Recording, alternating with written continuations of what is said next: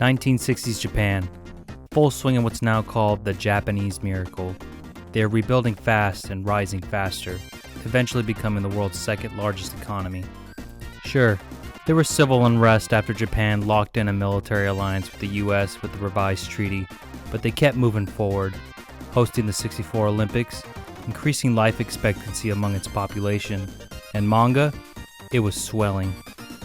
Plenty of new manga artists started to find their footing, and the increased number of magazines helped spread manga's influence across Japan.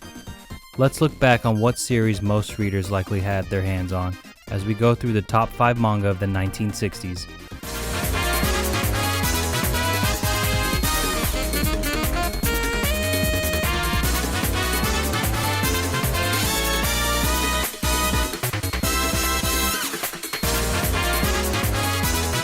Before Lupin III spawned off into anime movies, shows, and live action, it started here in a manga drawn by Monkey Punch. Real name, Kazuhiko Kato. This ran in weekly manga action from 1967 to 1969. It's also one of the earliest seinen manga produced. If you're unfamiliar with seinen, it's manga that caters more towards the demographic of young men, as opposed to shonen, which caters to younger boys. It traditionally features more mature themes and explicit material. The manga's titular character, Lupin III, is a slick, quick-witted thief and master of disguise. But don't let the goofiness fool you. He'll take you out if he has to. He's the grandson of Arsène Lupin, the famed gentleman thief, a character featured in French writer Maurice Leblanc's early 20th century stories. Within the pages are single and multi-chaptered episodic stories featuring the various exploits of Lupin III.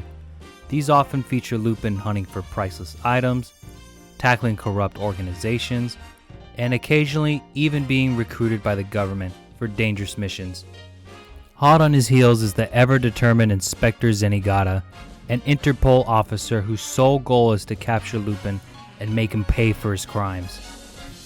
Lupin also clashes or teams up with other colorful characters, such as Daisuke Jingen, a gruff sharpshooter with lightning aim, Goemon Ishikawa XIII, a descendant of the historical Japanese Robin Hood figure of the same name from the Sengoku period. A stern samurai, his blade Ryusei can pierce through all. And then there's Fujiko Mine, the femme fatale, on and off love interest of Lupin III. While she can satiate his bottomless drive of lust, she doesn't hesitate to backstab him for her own gain. If you can get past the rough artwork of the early chapters and are into slapstick comedy, high-paced action with risque jokes, then this is one series you don't want to miss out on. Orochi is a psychological horror manga written by Kazuo Umezu. Published in 1969, its grotesque artwork and heart-pounding stories left a long-lasting impression on the future of horror in manga. Each chapter is a standalone story that features the wandering Orochi, an ageless girl with almost omnipotent supernatural powers. And despite her seemingly good intentions, her influence often leads others to suffer unimaginable horrors beyond their comprehension. She's capable of bringing out the worst in people, unleashing the deepest, darkest thoughts that harbor in the human mind. Every story contains a different theme, covering topics such as familial abuse, vanity, and the flaws of humanity. At only 9 chapters long, the shocking visuals and twisting stories will make an impact on any reader.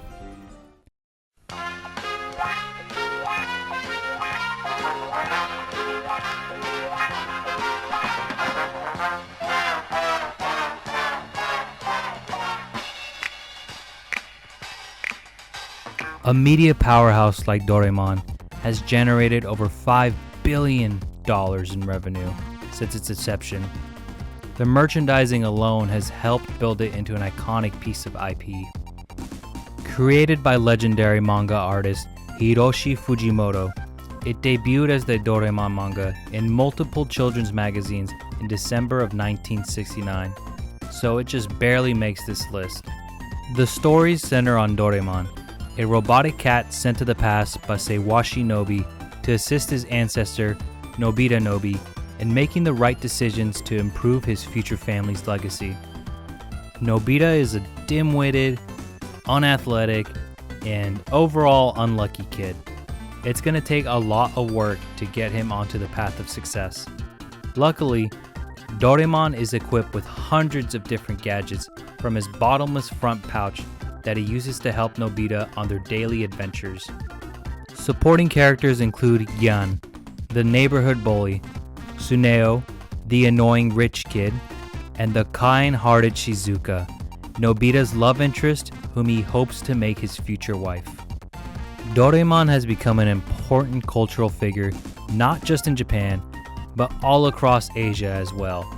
So it's no surprise that he was even chosen as Japan's first anime cultural ambassador. And I just want to throw this fun fact in here as well. In 2015, villages in Thailand used a Dorimon plush in lieu of a live cat for rain rituals during a drought. This guy is literally everywhere.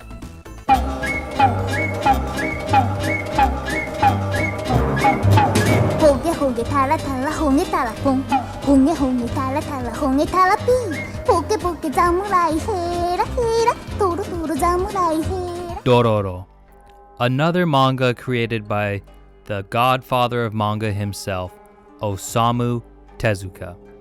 It's a dark fantasy action series set during Japan's Sengoku period. We follow the tale of Hyakimaru, a wandering samurai with a tragic backstory. Right before he was born, his father, Lord Daigo, made a deal with 48 sealed demons. He sacrifices a piece of Hyakimaru's body to each demon in exchange for prosperity and to rule over the land. Once his son is born, he is nothing but a bodily shell with no eyes, mouth, nose, limbs, or even organs. Miraculously though, Hyakimaru is still alive, but his mother is forced to abandon him in a basket and sends him floating along the river. He's discovered by a kind doctor who takes him in and fits him with various prosthetics so that he can live out as much of a normal life as possible. However, he's forced to leave his home after his presence continues to attract the attention of malicious spirits. His adoptive father upgrades him with weapons so that he can protect himself. And with that, Hyakimaru goes on his way.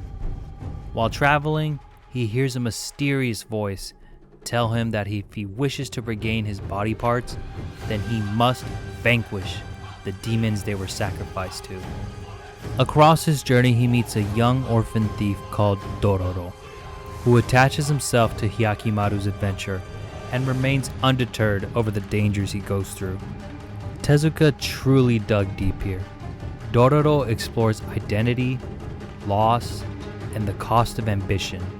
It's one of the darkest and most powerful works of his lifetime.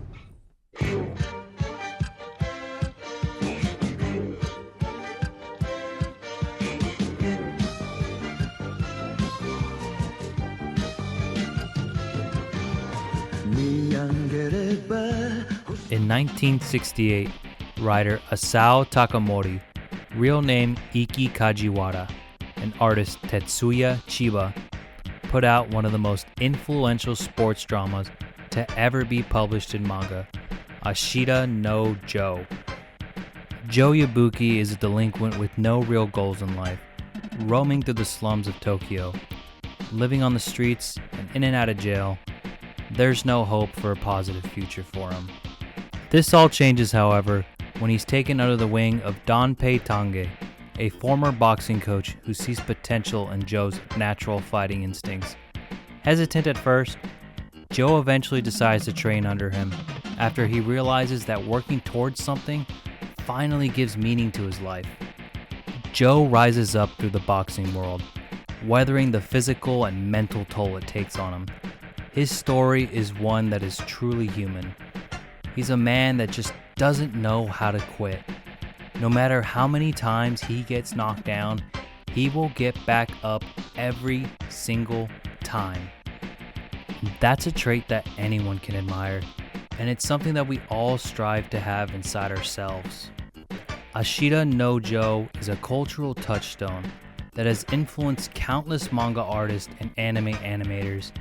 In 1970, he was even seen as a role model by New Left Japanese communists when they hijacked a plane to divert it to North Korea. They were quoted as saying, "We are Ashida No Joe." These 5 manga didn't just entertain, they shaped what manga would become. Whether it's horror, comedy, drama, or action. So, which one are you going to read first? Thanks for sticking around to the end. If you got suggestions for future decades or series to cover, drop them in the comments. And hey, if you liked the video, maybe hit that like button or share it with a friend who's into manga history. Until then, take care and happy reading.